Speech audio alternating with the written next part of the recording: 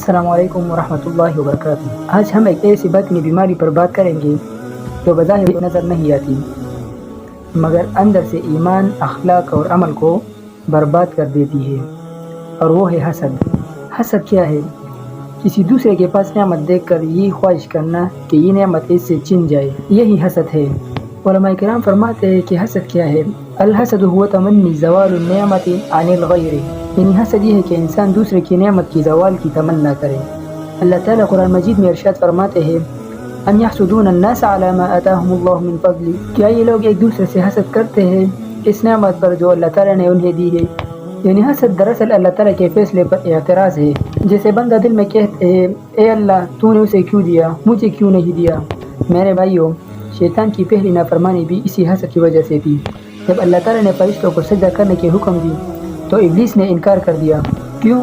کیونکہ وہ آدم علیہ السلام سے جل گیا۔ یوں حسد نے اسے ہمیشہ کے لیے مردود کر دیا۔ نبی کریم صلی اللہ علیہ وسلم نے فرمایا حسد نیکیوں کو اس طرح کھا جاتی ہے جیسے آگ لکڑی کو کھاتی ہے۔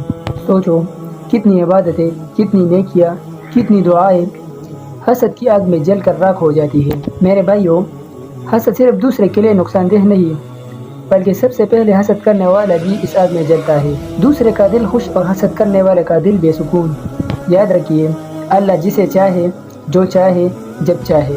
ہماری حسد بری نگاہیں نہ کسی کا رزق روک سکتی ہے اور نہ کسی کی عزت چھین سکتی ہے۔ اگر کسی کے پاس نعمت دیکھو تو حسد نہ کرو بلکہ یوں الفاظ کہو ماشاء اللہ، تبارک اللہ، اللہ یزیدہ من فضلہ۔ یہی مومن کا رویہ ہے۔ لہذا آج آؤ اپنے دلوں کو حسد کی آگ سے پاک کرو، کسی کی نعمت پر خوش ہو کر کسی کے لیے دعا کرو، اور اللہ تعالیٰ سے وہی بھلائی اپنے لیے بھی مانگ، کیونکہ سکون، رزق، عزت، ذلت سب اللہ تعالیٰ کے ہاتھ میں ہے، اور اللہ تعالیٰ حسد کرنے والے کو پسند نہیں کرتا۔ اللہ تعالیٰ ہمیں حسد سے پاک دل، خیر خواہی والا زندگی اور دوسروں کے لیے خیر خواہی والا دل بنائے۔ آمین۔